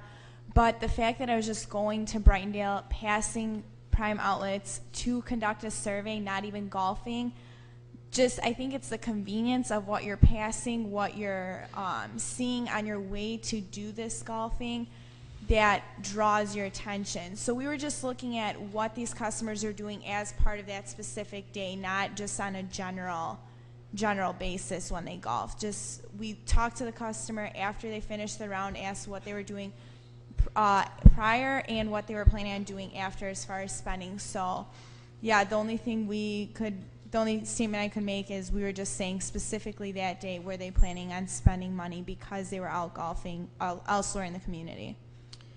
I have something to add to that. I think one of the golf pros mentioned yesterday that when we took the survey, it was during a senior tour. And when you look at the average numbers, you're also going to be saying, so you're going to have your McDonald's eater, dollar millionaire, and you're also going to have the people coming from Illinois, and they'll spend considerably more than that. So when you're looking at that $60, you'll have someone that's spending $5, $10, $15, but then in that calculation, you might have someone spending $100, $200, $300, which will raise that average quite a bit. Can you define senior tour? I'm not actually exactly sure what the event was that day. Oh, it was an event. I think you might have it. Dan? Yeah, we had an event the day of the survey. We had 100 seniors come from all over the southeastern Wisconsin area to play Brightondale. It was great to see all the people from different areas, show up. I like the recommendation to have like an outside garden or a seating area where they could sit outside and talk. I like I think to be competitive in the golf arena, I think you need to have liquor on the golf course. Some people may not agree with that, but that's the reality. Pro Shop, I think you're right, it's viewed as a boutique, but I don't know that you're going to make any money on this price matching, just from a standpoint of a Walmart, a Dick's, a Sam's. They're buying in volume, and certainly they can afford to sell it at a lower price. I guess I would be concerned that can we buy it as cheap and maintain the margin. So I think that's just something there that needs to be fleshed out a little bit more. Anything else? Oh, sorry. When it comes to resetting the golf shop or I guess having it run on commission or rent, that could be decided based on how you would like to run it. If you have it based on commission, then you have people more willing to sell and be more aggressive, I guess. But if you have it, if they work in conjunction with a larger shop, then it's up to that store, or it's up to whoever you decide to commission out to have the, I guess, the inventory ordered or that have the inventory delivered. And a lot of those prices are from that bulk shopping or the bulk buy, but through issuing it through another course or issuing it through another shop, the retail store manager or the retail store expert would be able to give you numbers, and they would be able to partner up and I guess not necessarily raise revenue, but to get them more aware of the fact that it is just like another store, just to increase shopping, not necessarily to increase like large amounts of revenue. Did that answer your question? Was that? Sure. Okay. Thank you. Anything else? Thank you. Supervisor Kohlmeyer. Yes, thank you. I'd also like to commend you guys. I think you guys did an excellent job with the report and the presentation. I had a question along the similar Supervisor Clark with the economic impact. The 5.6 in revenue for local businesses, those dollar amounts, was that from your survey then, or was that from data that you received? Or how did you guys come up with those? What we used for the economic multiplier was an economic multiplier of 3, and then we looked at the survey, and we took the survey data, and then we took the actual number of golfers, and it was just a multiplication. If you look at this slide, actually, 5860 per golfer, there was round about 100,000 golfers this year, and that's simple multiplication actually through there to that one. And then the other question I had was, I guess similar in the economic, the 3.5 million in higher real estate values. Did you guys take into consideration just proximity to, out in the county, different parks, or the age of the homes, the square footage? I'm having a rough time with that number as well. Okay, I guess. all right. That number's kind of a more confusing calculation. What we did is we looked at the home prices and strict comparison to other homes that were very similar to them. And what we noticed was actually about a $50,000 increase in homes, the 200 homes within about an acre of pets. There was no difference in Brightondale. And what we did is we looked at a house that was within that acre of pets, and then we looked at another house that was very similar in size, stature, neighborhood quality, and things like that, and we took an eye on the price difference. And it almost equaled out to be about $50,000, no matter the size of the house. Say a $100,000 house would be $150,000, $300,000, $350,000, like that. And this is just within 1 acre. And we just did simple comparison like that, and that's how we got the 7% number. And if you totaled up the 200 houses and multiplied that through with the increase, that's how we got to the 3.5 million. Okay. And one last question on the shutting down the Red 9. You guys assume you'd lose 30%, I think, customer loss from shutting that down. With such a low utilization rate there, how did you come up with that number? I would think maybe you'd even lose less given the amount of holes there. I don't know if anyone's going there just specifically for the Red 9 that I know. Those are numbers from Dan. That was actually in discussions with golf course personnel. We tried to come up with a number and said, well, what do you guys think it might be? And when we talked to the golf course personnel, they said, well, it could be as much as 30%. We said, okay, we'll use that as a conservative estimate. I agree with you. We don't have good hard stats on how many people love this course and it becomes their pet. It could be more. It could be less. That's something that would be worth another study. Obviously, if you're going to take the time to consider the ramifications of things, you might want to conduct another study or two to figure out how are people impacted. Will we lose anyone? Because quite frankly, the savings become much larger if your assumptions are correct, as they might be. Okay, Anything thanks. else to add to that, Mr. Dar? Really, that 30% comes from our league mix, where we have all of our leagues are able to play 5 different 9s right now, and that's one of the big draws of Brightondale, getting people to drive out there. And also Saturday and Sunday mornings, that's a very busy time, and not having that 9 holes, we will definitely lose players. And then also just our programs, our clinics and lessons and that type of thing, which draws players to the facility. And not having that option to use that Red 9 for those clinics and junior programs, that would definitely, and that's where, discussion with my staff, the 30% came from. Anything else? Yep. Supervisor Decker. With regards to marketing, your approach is to market pets and Brightondale completely separate. Right now, and my husband golfs at Brightondale occasionally, right now they're marketed the same, and I know that one of the marketing tools they use is coupons, like Valpak coupons, in which you can get a coupon and it targets both Brightondale and pets. It groups them together for these coupons. Based on the utilization, would you recommend that we not discount pets because of the utilization, but continue to discount Brightondale? Things like Valpak are direct marketing, and you can get very specific. I always mention those income zones. You can get so specific as to zip codes with certain incomes, zip codes with certain families. I just suggest that we focus, they can both be advertised at the same time through Valpak, but within those income zones, market golf lessons to income zones or zip codes with high incomes and families.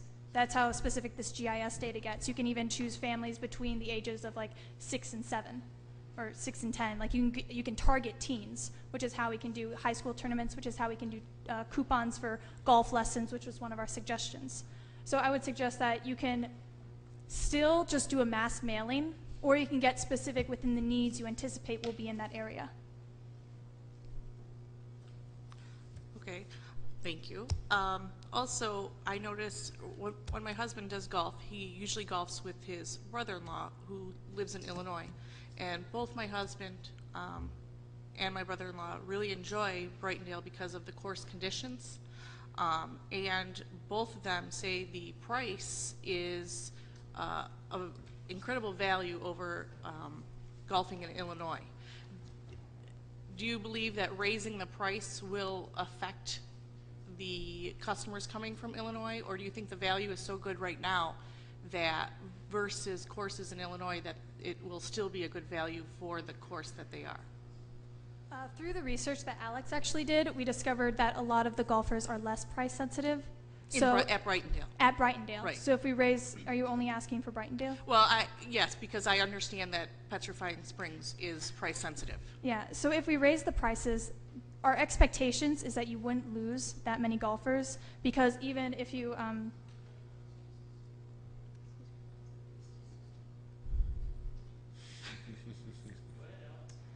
price elasticity is being whispered to me, but if you noticed in our graph, there is that difference. So you do have space to move. I'm not suggesting a large increase. I'm just suggesting a slight increase. That way you are competitive, or not competitive, but you're still below, but you're still making a little bit more money. In Brightondale, it's less of an issue as pets, where we want to raise it on the season pass holders for specific reasons.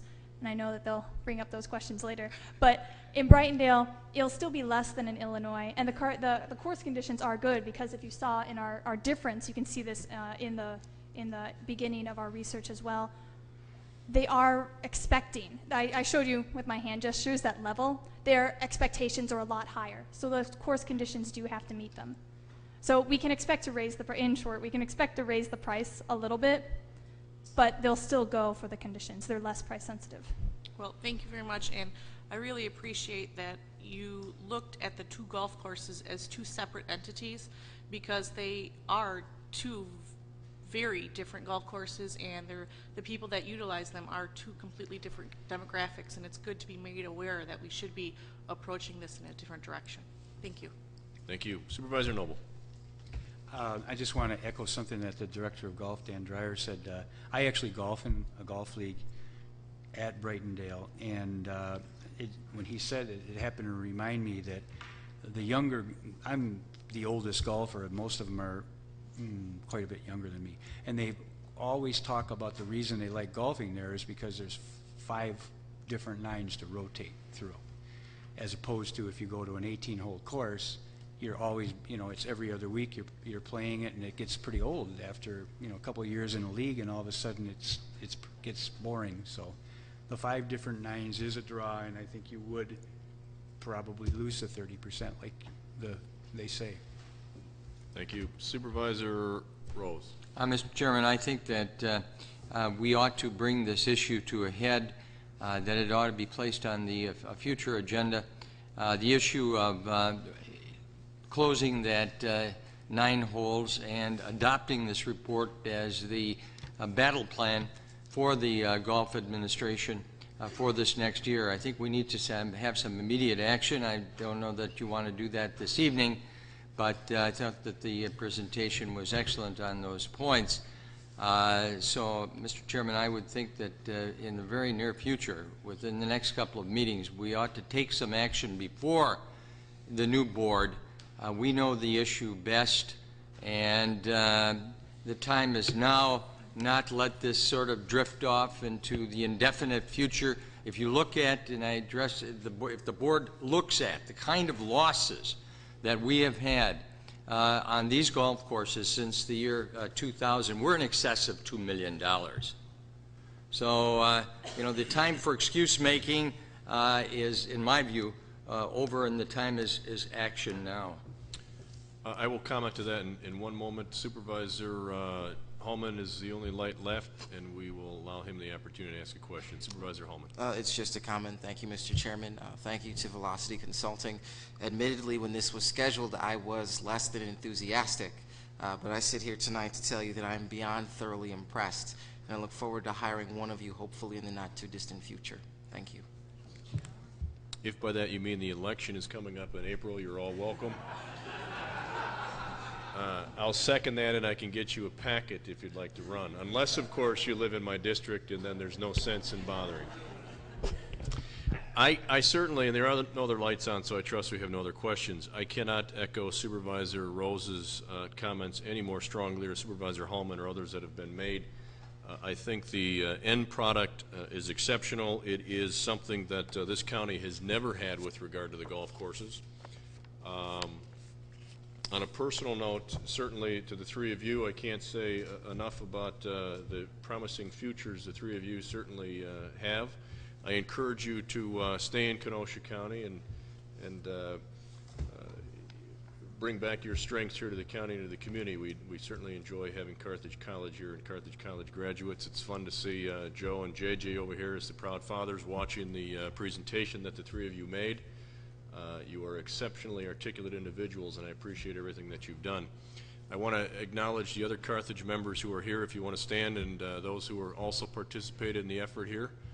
I would appreciate it. So thank you to all of you and the Clausen Center for World Business. Again, what Carthage brings to the community and what you've done here for us today is obviously well received and well respected. To Mr. Dreyer and the administration, you know, we've had several meetings on the golf course over the course of the last couple of years. This term, certainly my term as chairman, Supervisor Clark has been part of that. Elverman Noble, when we have the opportunity to engage without having quorums. Who else is in those meetings? Myself, obviously, Mr. Dreyer. We have finance administration, and we've been strategizing a little bit about the future of the golf course, the opportunities for the golf course. That's where this study and this analysis was born. One of the things that I have urged for a while, which you have in place now, is a citizen committee that is part of the golf course vision. That's where this document needs to be shared next, in my opinion. To Supervisor Rose's comment, it's the down season, so I trust nobody in the golf course is doing anything over the next several months once the courses are closed, right? You sit around and watch the snow fly, so you have plenty of time to tackle this document. I would like to see something brought back from the administration as well as the Director of Golf and your team as quickly as possible that understands what's here, understands the opportunities, and brings forward a plan of action for what we're going to do going forward. I will continue to believe strongly that it needs to engage and be the discussion must include your citizen coalition group. That's the only way, in my opinion, you build solid consensus behind a plan and a direction. These are users of the golf course. They're vested stakeholders in the golf course. They're going to have different opinions that come forward. This is a heck of a foundation. Again, to Supervisor Rose's comment, probably one of the finest studies that I think I've seen in my tenure on the county board, and one that gives us a tool and gives us a benchmark to start with. So, Mr. Dreyer, your work, as we've told you year in and year out since you got here, is ahead of you, and certainly it's cut out for you. I think you've got some great guys in your team now, some number of guys who can bring a great deal of information to the table. I urge you to get started, and I would like to see something before this board before we reseat the new board in April. Okay. No other lights. Again, thank you all very much. Appreciate the effort. All right.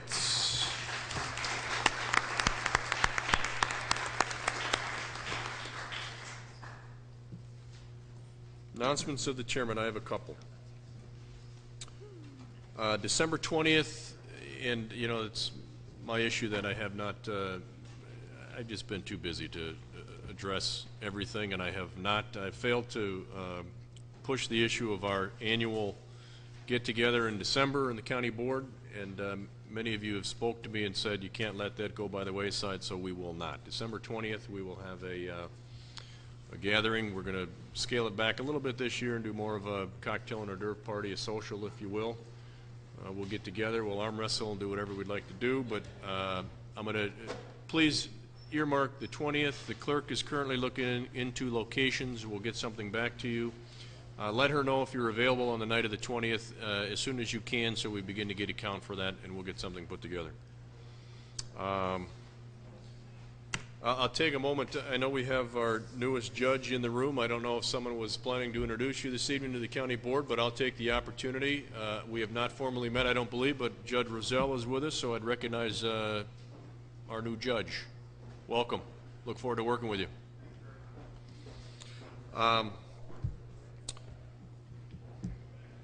As you know, we will be talking about redistricting. I'm sure Mr. Potenti and the other press are just watching that clock, waiting to get to that vote so you can get that article in the paper. We'll get to it as quickly as we can. I want to point out that the ruling from Judge Schrader that we received on yesterday, I'm going to ask the clerk to post that ruling to the county website so that the information is out there and fully available. It's only a 6-page document and 8-page document. I guess it depends how you print it, but I believe it's important that the taxpayers see the entire ruling that came down from Judge Schrader.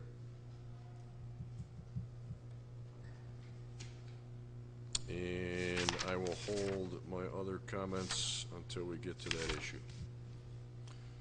Supervisor reports. Vice Chairman Eckerness. Thank you, Chairman. You all know that the court ruled in our favor. The redistricting committee had a meeting at 6 o'clock tonight, and that was during that meeting the committee did vote to recommend the final plan, which you will be voting on shortly. The public hearing followed immediately thereafter. Very quick. There was no public, but we fulfilled our statutory obligations, so we are now free to adopt this map. You're going to be asked to suspend the rules so that we can vote on it tonight. Otherwise, it's going to take 2 readings. Tonight is the drop dead date for getting it done as far as we're concerned. What we've done is we don't have to move any of our lines. And one other thing, I'm finishing my 5th term. That's 10 years on the county board. I'm not running for re-election. So, thank you. Thank you. Supervisor, let's see, Ron Frederick. Thank you, Mr. Chairman. At budget time, the subject of Kemper Center came up, and it was suggested that there was no one there from Kemper. I would hope that in the future Kemper would be there to make a presentation, but on your desk you'll find a report that I asked the director to put together as to Kemper's activities and what they do with the county dollars. There's also attached the budget for this year, so it's there for your review. Thank you. Thank you. Supervisor Michael. Thank you, Mr. Chairman. As we all know, last Friday was Veterans Day, and I just want to commend the local VFW. They had a very good presentation. There was several supervisors there, the county exec. I was fortunate enough to bring my 3 sons. They were able to take part in the retiring of the flags, and also the Navy Club had a gathering at the harbor.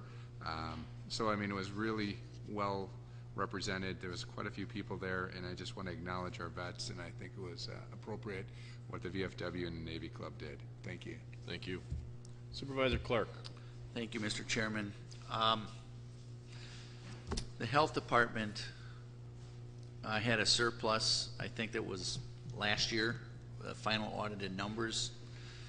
The city's share of that was about $147,000. The county has opted to, rather than refund the $147,000, apply it to the $500,000+ that they owe the county.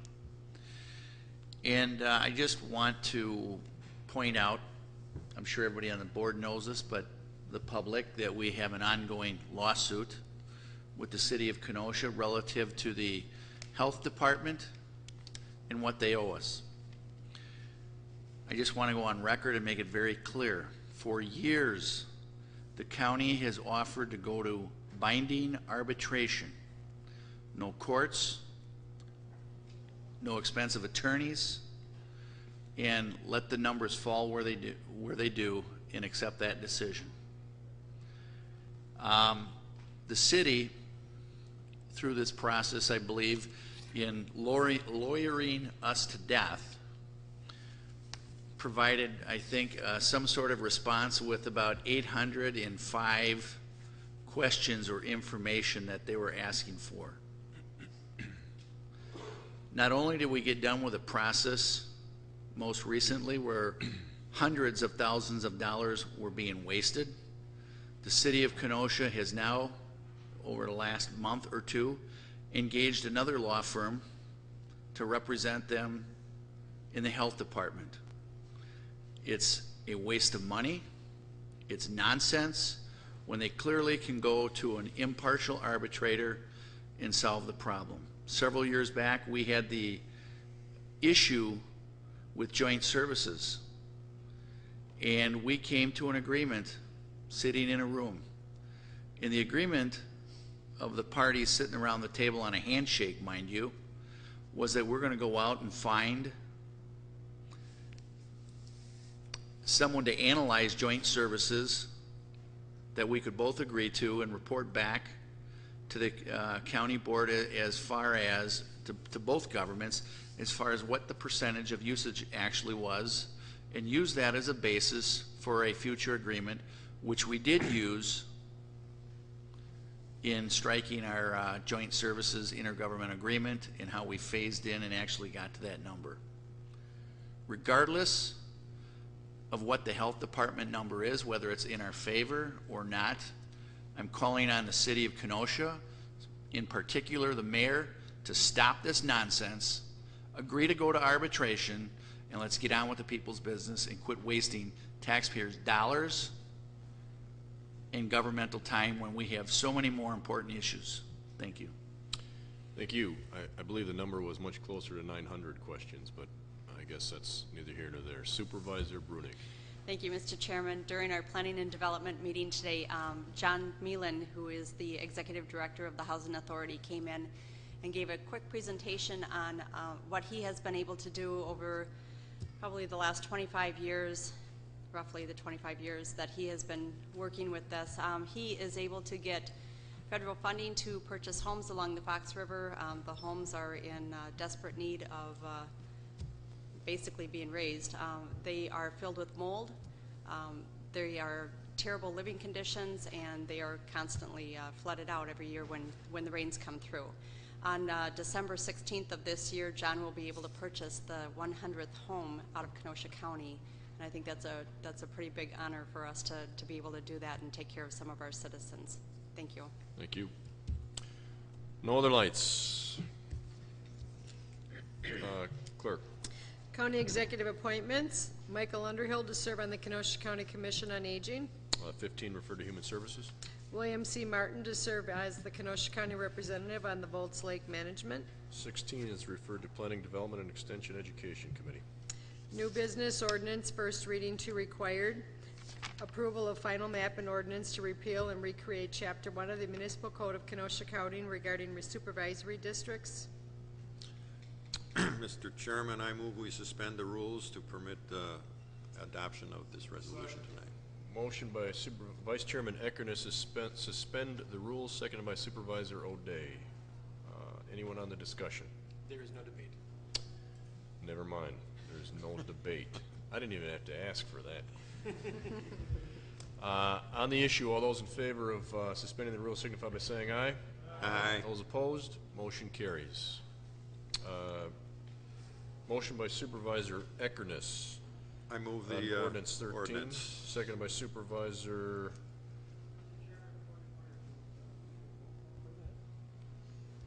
Suspend the rules? I'm sorry, 2/3 vote, you're correct. Thank you. Whoops. All right, hold on, stop, I pushed the button too quickly. All right, try it again. P plus if you're in favor of suspending the rules, P minus if you're opposed.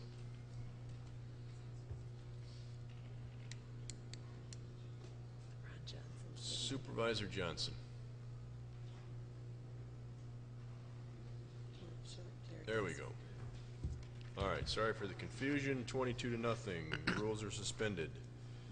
Supervisor Eckerness. I move ordinance 13. Ordinance 13 moved by Supervisor Eckerness, seconded by Supervisor. I write all this down. I can't read what I wrote here. Supervisor Decker. Supervisor Eckerness. Tonight, you have before you the map that you previously approved earlier this summer. It's the final plan for Kenosha County. What you are approving is the district lines for the supervisory districts. Judge Schrader ordered the adoption of the ward plan that we submitted for the city to use until such time as they might come up with another one that would be acceptable. The plan that you have before you has 4 very minor changes that were made. 2 of them deal with the west end, and they were small adjustments. One was 0 population, the other was 35 people, and that was to accommodate school district lines out there. This accommodation was brought to our attention and made early this summer during the process, and the other 2 are really 0 population adjustments in the city. One is to move a boulevard and to a ward so that the wards are a little more squared off, and the other one is a 0 population plot of land that was moved into another ward to square that one off. So basically what you've got is the plan that you adopted previously, and it gives us a 7, where is it? A little over 7% deviation. I would just like to say this, though. The real loser in this whole affair are the citizens of Kenosha and Kenosha County, because hundreds of thousands of dollars have been spent that was totally unnecessary had the law been followed by City Council. I can't say that any stronger. They just disregarded what they were required to do and went ahead and did their own thing, and as a result, the people of Kenosha and Kenosha County are paying a very large price. The people of the city of Kenosha in particular, because they're not only paying for the city's attorney fees, but they're paying for ours as well, in addition to the people out in the county. So the people in the city of Kenosha are getting a double whammy. So I urge adoption of this plan tonight, and we can get on with other business. Thank you. Supervisor Holman. Thank you, Mr. Chairman. Thank you to the Redistricting Committee, Al Brockmeyer and his team, and Mr. Cardamom of our Corporation Counsel's Office for putting together a map that upholds the Equal Protection Clause of the U.S. Constitution. I do want to make known to the board that myself and a fellow supervisor made a visit to the city this evening as they debated, discussed, and perhaps passed their map.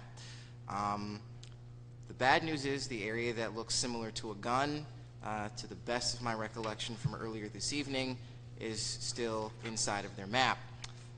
Additionally, there are some that seem to be under the impression that the county must adjust its boundary lines. I'm sure they will find out quite differently tomorrow morning. Thank you.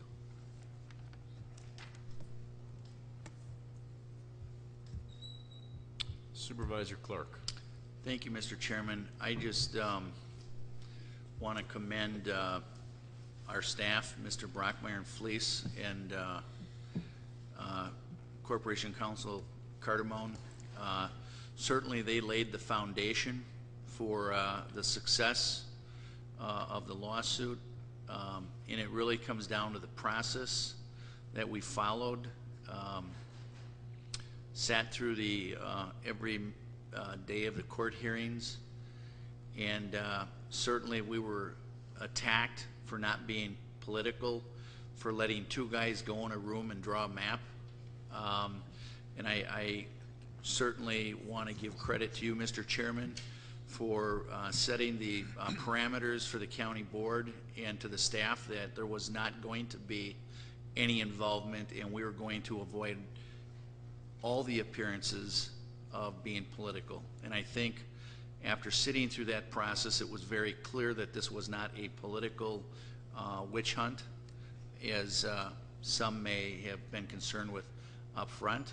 I think those people on the committee took their job very seriously, and I think it is really evidenced that about our process and the way we handled things, that every single vote relative to this map in this process has been unanimous. So I want to commend the county, the members of the committee, you, Mr. Chairman, and all the supervisors for making their thoughts known and attending as many meetings as possible. Thank you. Supervisor Zerban.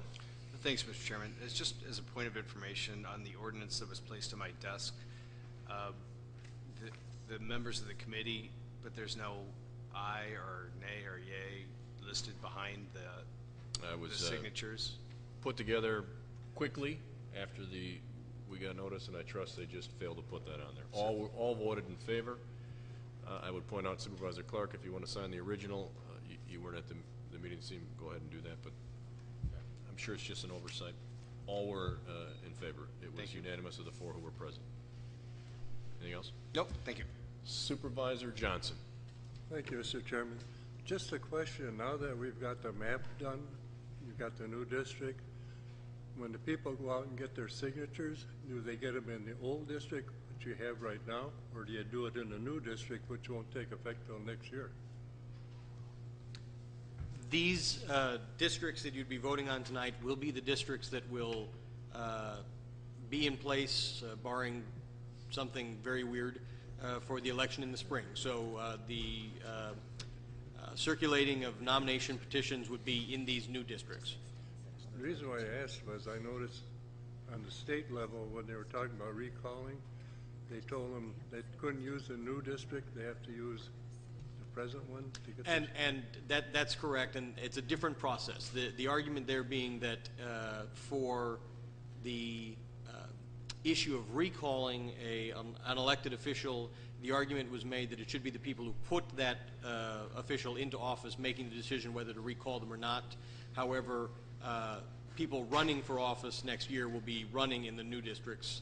That the use of the current districts would only affect a recall election. Any new elections will be held with the new boundaries.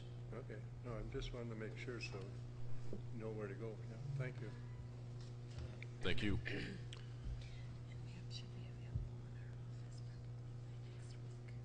All right, I'm being told, there are no other lights, but I'm being told that the maps will be available in the clerk's office sometime by the end of next week.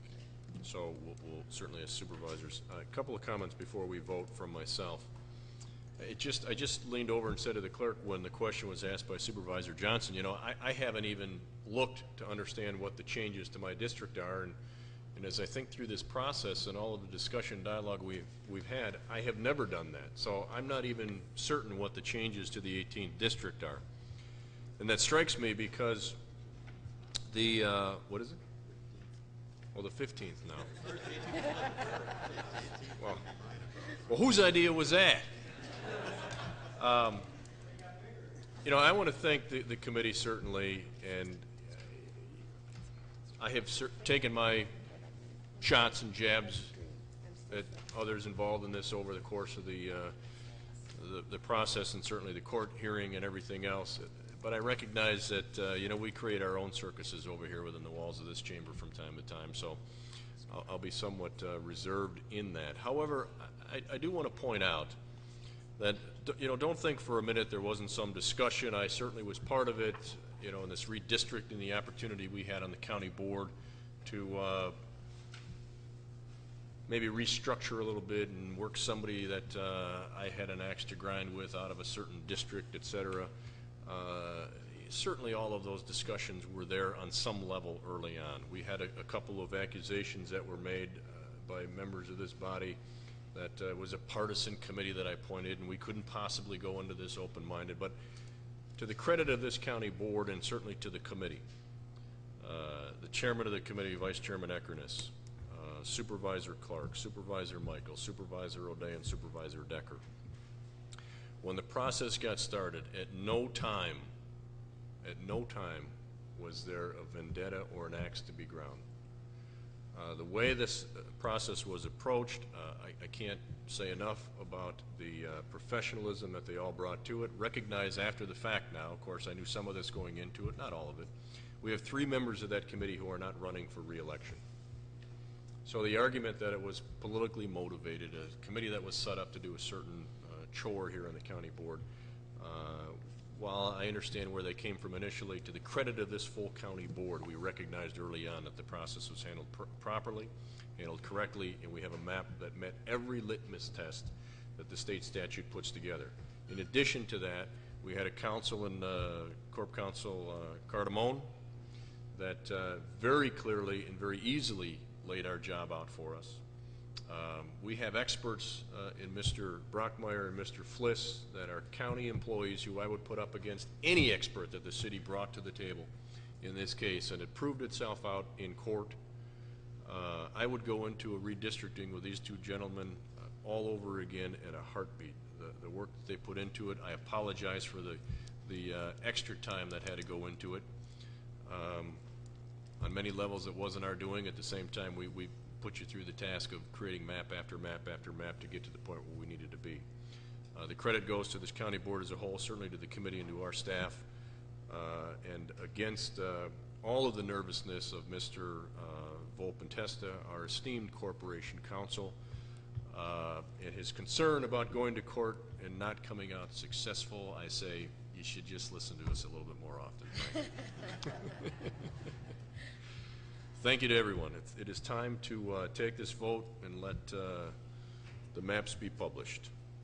Roll call is requested. P and plus if you're in favor of the map as proposed this evening in ordinance number 13. P and plus, P and minus if you're opposed. As one would expect, 22-0. Resolution 67 from Judiciary and Law Committee regarding promoting public safety support for Kenosha County DA's office retention of experienced prosecutors. Michael, yes. Haas, yes. Ron Johnson, yes. Singer, yes. Ron Frederick, excused. Grulich, excused. Zerban, yes. Supervisor Michael. Move resolution number 67. Resolution 67 moved by Michael, seconded by Supervisor Johnson. Supervisor Michael. Thank you, Mr. Chairman. This resolution was brought by the District Attorney Robert Zaff. Basically, Mr. Zaff had reviewed the Robert M. Lafayette School of Public Affairs, their report. Since our hearing, I did have the ability to speak with Supervisor Rose, who really dug into this report. And one of his concerns, and I know, and I'd let Supervisor Rose speak on this, but one of his concerns that he brought up to my attention was the fact that this report really deals quite a bit with Dane County and Milwaukee County, and regarding the request for the additional funding. Supervisor Rose had some concerns about that, but my concern with this resolution and why I want to see it continue on is the fact that there is a need to have effective prosecutors. One of the biggest things, and as a former prosecutor, the pay is, I mean, there is an issue, and it needs to be addressed by the governor. Since the assistant DAs are actually state employees, and the county staff is actually the support staff. The secretaries, the paralegals for the assistant DAs are county employees, and I'm not knocking the county employees, but there's a substantial pay discrepancy between paralegals and even the assistant DAs. The assistant DAs are salaried individuals. Bottom line, they put in a lot of hours. When they have trials on Mondays, they work the weekend. They put a lot of time in, and they are not compensated for that. And yet, their paralegals are county employees that are not salary, and the majority of cases, they're actually making more money than the attorney. When they work with law enforcement, the law enforcement agents, if they come in to discuss a case and it's not on their scheduled time, they're paid overtime, which the assistant DAs are not. So they put in a lot of hours. They work a lot of cases. Even on trial dates, if a trial does not go on, they actually have to prepare for 3 or 4 trials on a trial when it's their trial week, because the judge will call another case and they have to be prepared. So I'd urge your support.